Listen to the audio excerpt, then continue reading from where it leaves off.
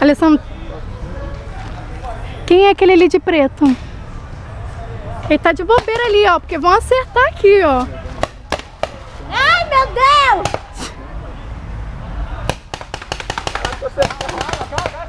Caraca, 3 contra 1. Caraca, Alessandro! Olha nessa costas também. Ih, tá cheio, Alessandro. Tá cheio, Olha a granada. Só, te matar. tá todo mundo. Só sobrou. Todo mundo. Putz, caraca.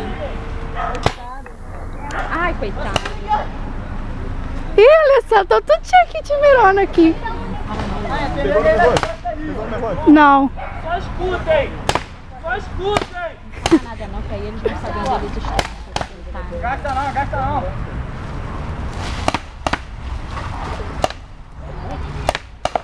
Batei!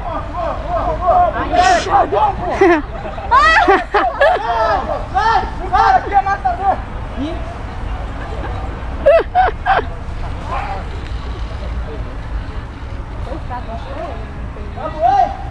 Tá bom não. Quem é que tá ali ainda? Não sei, acho que tem uns 6 aqui. Tem nego lá na base. Rogério. Ou aquele menininho lá da esquina. E quem tiver vai vir Andrei. Quem é esse aqui? Quem é você, menina? Ô, menina. Tá, já.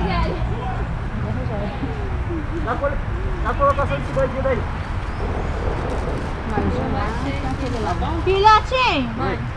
Ah, bonitinho, tu ainda tá aí, amor. A bunda dele tá rasgada. Morreu, gente, foi todo mundo já. Ou não, né? Rasgada, por isso que eu conheço. Não dá pra tirar nenhuma repetida aí não, Lívia, que tá feia? Caraca, ficou muita gente do preto. Não precisa, porque já chegou bastante papo igual.